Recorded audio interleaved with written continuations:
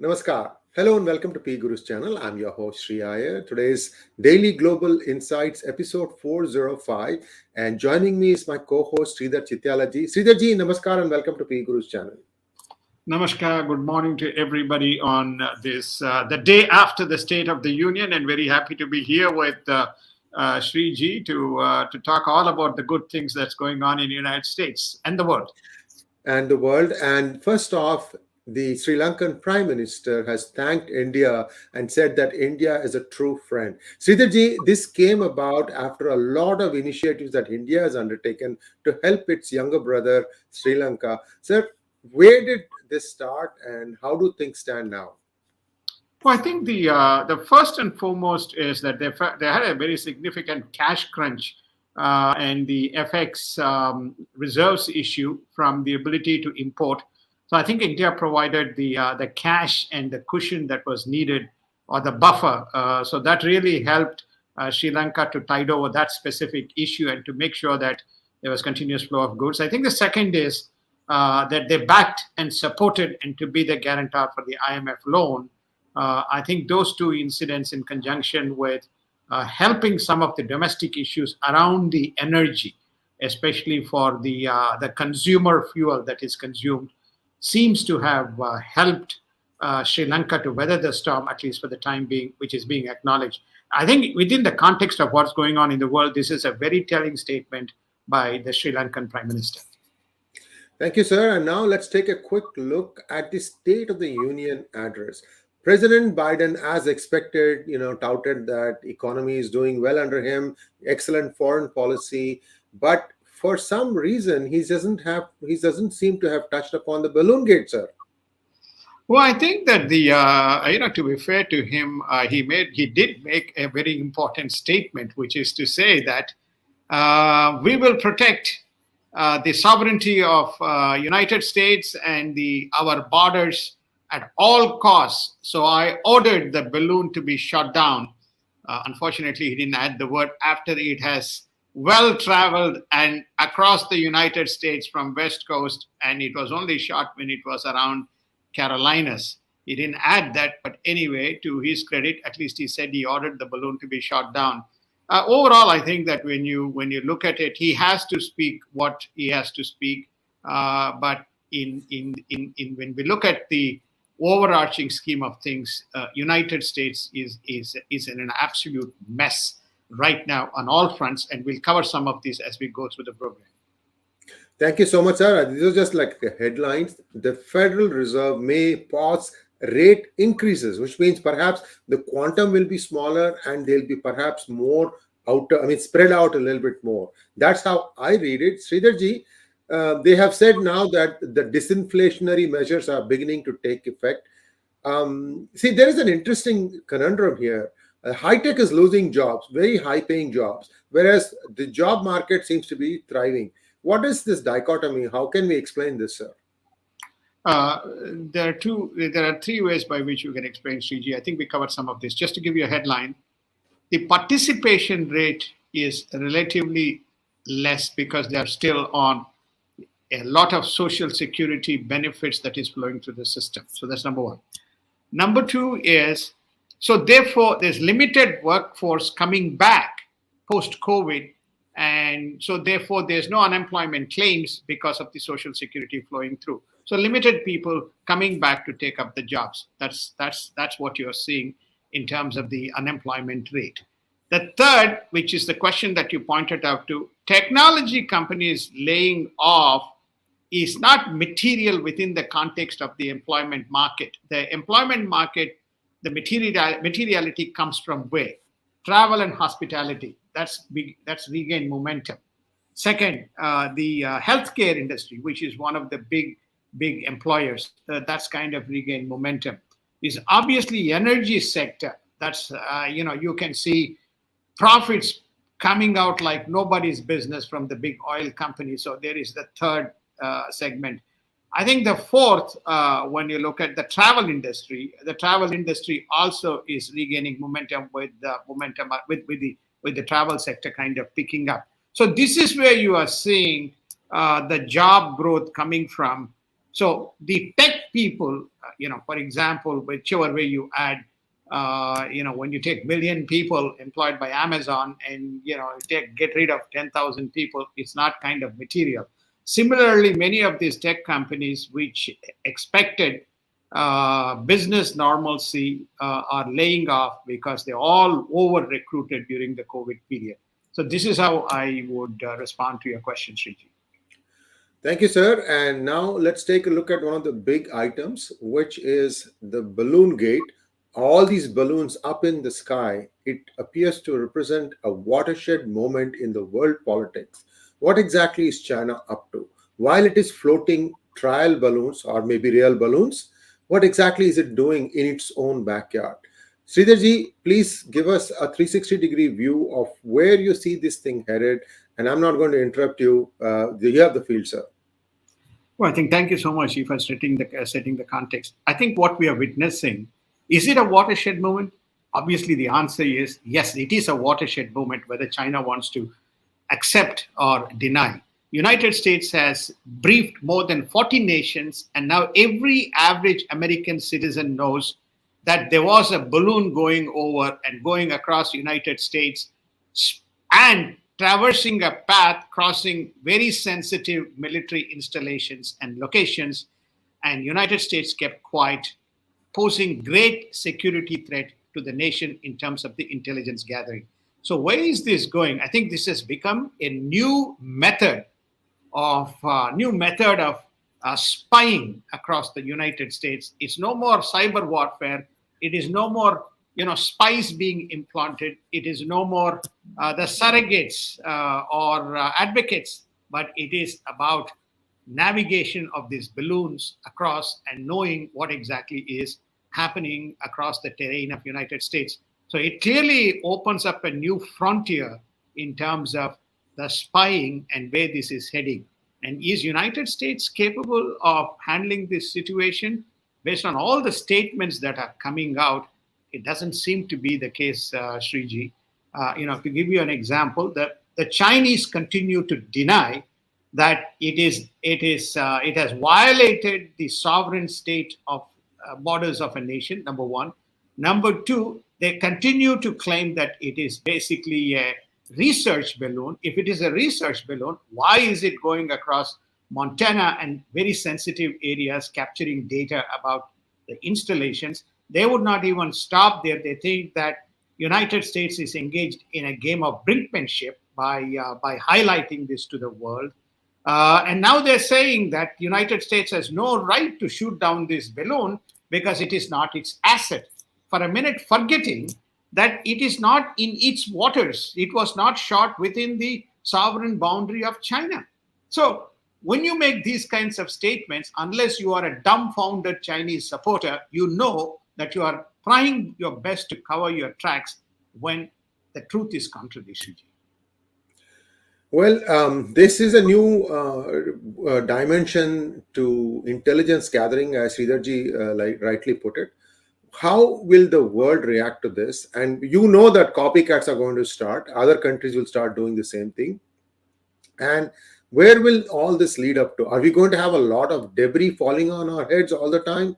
Or are we going to be spied upon? Isn't it enough now that many of the conversations that get recorded on StreamYard, when we have high value guests, it gets disrupted? Sridharji, seldom do Elmer's interviews go clean, sir. It doesn't matter where he is, whether it is US, Boston, DC, LA, Las Vegas, anywhere he is, even in Tokyo.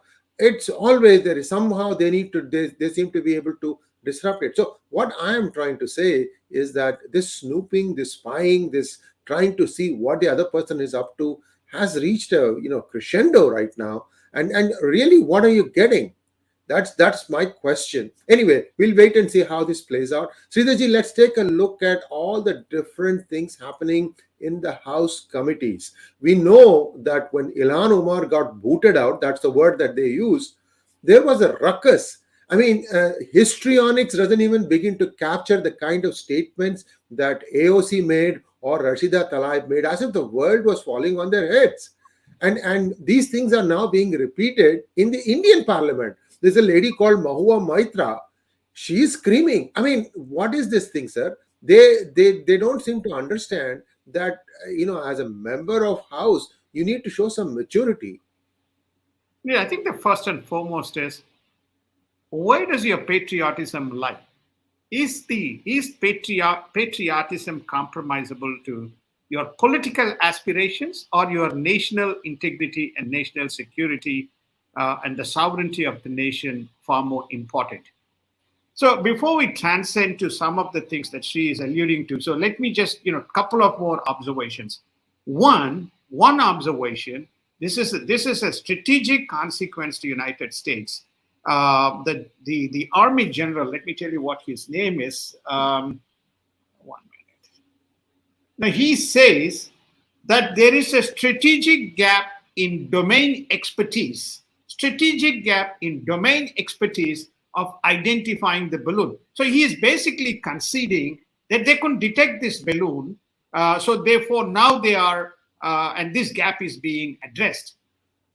That probably, in fact, I'll go further basically to say they mistook some of these past incidents and balloons to be unidentified flying objects, white specks, unidentified flying objects. This is the level of gap that seems to be prevalent, as admitted by a very senior defense official in his briefing. It's frightening, Shriji, in terms of this specific admission. Where did this come from? This came from his statement that there were several balloons, at least 3 balloons that flew over during the Trump administration, and they couldn't report it because they had a strategic gap in the domain. They mistook it for unidentified objects.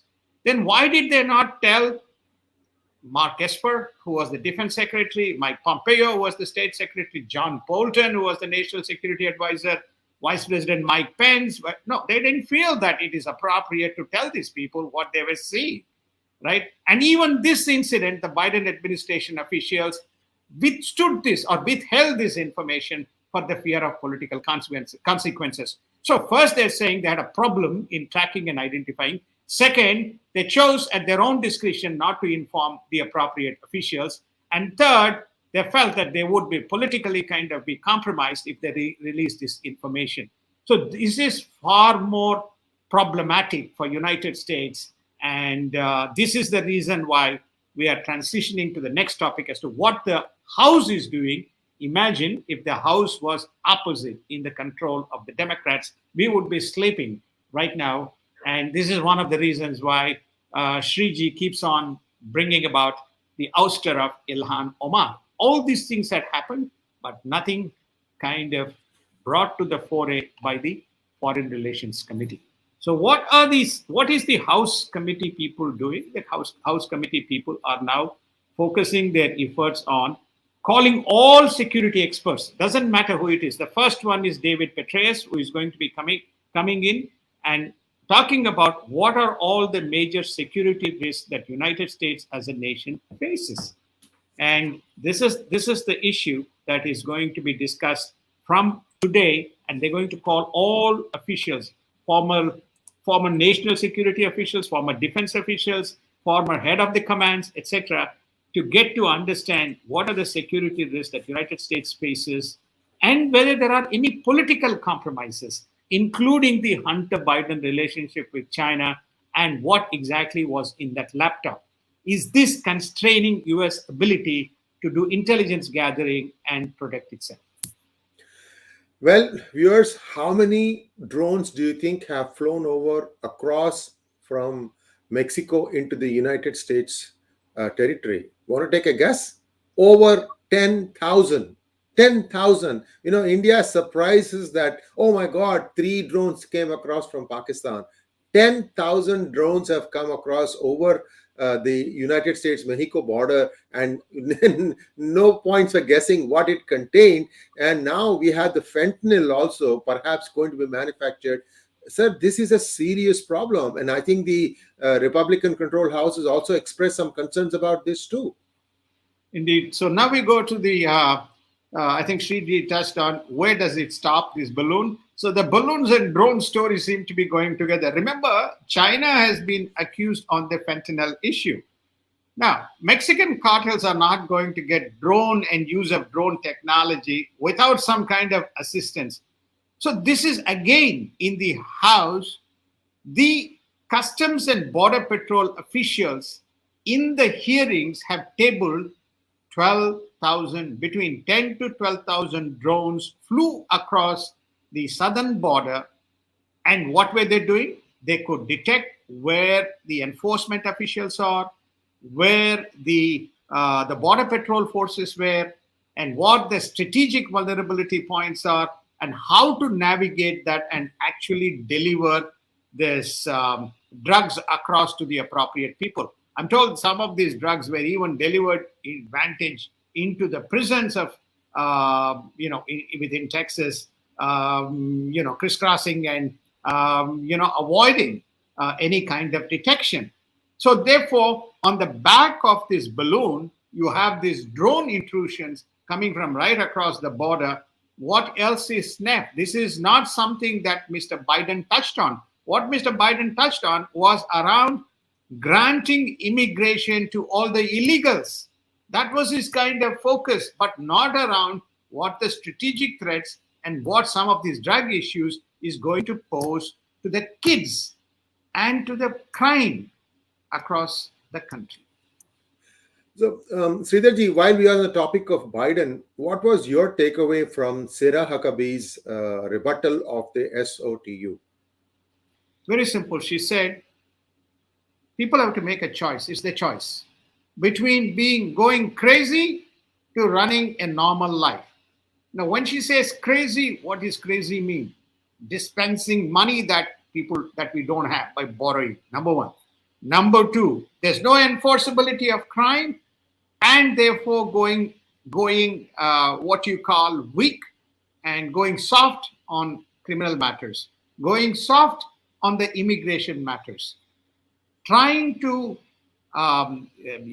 inculcate the educational system with this critical race theory and other kinds of things.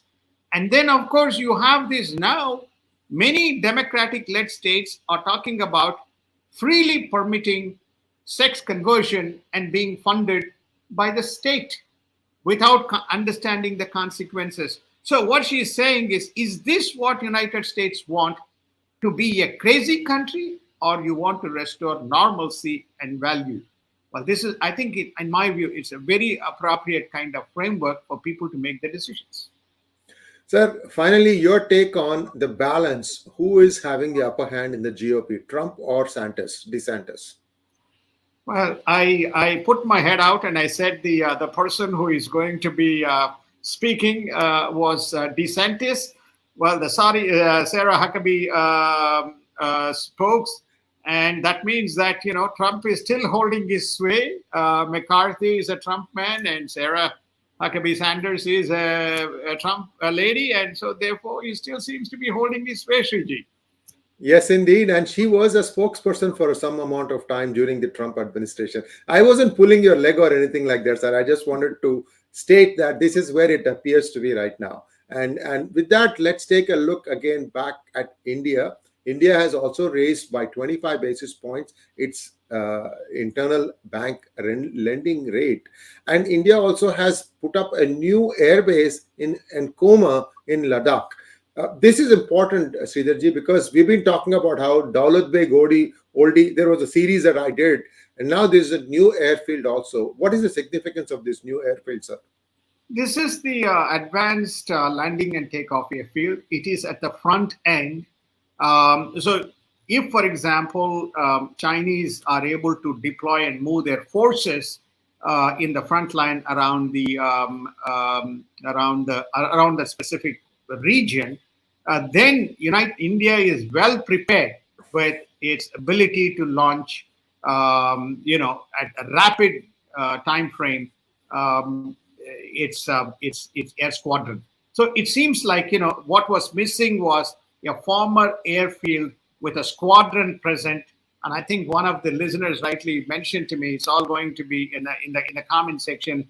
I think it is the light combat Tejas aircraft, which are now fitted with BrahMos missiles, they will respond. So I think it's a great development. I think what is important to point out here is while India is watching and learning and not staying still as to what it is witnessing happening to the most advanced nation in the world, United States, to the actions being perpetuated by China. So India cannot stay what you call lull. India and Taiwan are the two strategic vulnerable points from the perspective of any offense and any attack that could come from China. So therefore, I think this is a very important development within the context of its preparedness.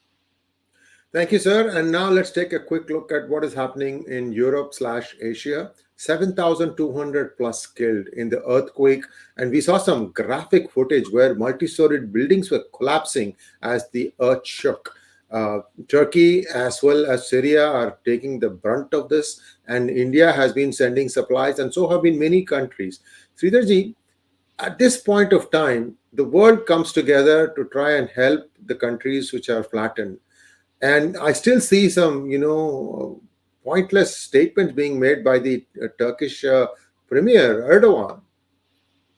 But Turkish President Erdogan is Erdogan, Sriji, so therefore there's nothing that we can do to stop him because he's got his own political agenda. But it doesn't mitigate the calamity that's.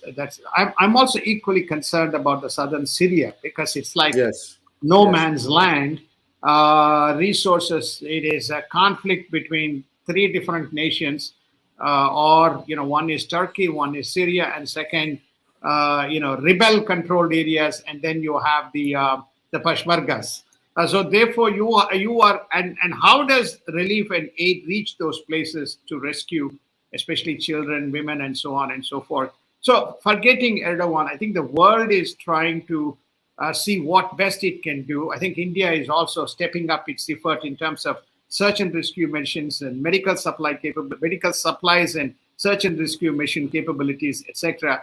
So it's good to see that the world coming together, notwithstanding Mr. Erdogan's utterances, Shilji. And the Taiwan's Kuomintang leader is visiting China, but he says that he has no plans of talking or meeting with Xi Jinping. So there is a little bit of an undertext there. There's also a protocol. The leader of opposition will not go and meet a person who's in power. They are going to find somebody of their own level. No surprises there, Sridharji. But do you think Kuomintang as a philosophy has been opposed to CCP? This something very interesting there that I see, sir. I mean, these are two opposing ideologies. How come they are trying to come together? I think it's political point scoring, Sriji. It's very similar to the political opportunism. That's number one. Number two, he is probably playing the script of Xi Jinping. And he probably is falling into the trap very similar to what was promised to Hong Kong and what actually turned out to be. So let's wait and see what comes out. My feeling is that he will have eventually some kind of a meeting with Mr. Xi Jinping, and Xi Jinping will give him a very good serving and give him an order, which is to say, you come here, I will tell you what you need to do if you want to get your power. So it's going to be very interesting to see what comes out, but I don't read much into his statement. It's just almost, as you rightly said, it's a bluff. And lastly, Zelensky is going to be visiting United Kingdom, and this is the first time he's doing it after the conflict started. And Putin has been again saying that, well, US is reordering nuclear inspections, that's a no-go, and so on and so forth. Sir, in the region now, as you see it, and I see something, maybe I can ask you your thoughts. The Donbass region is still under the control of Russia.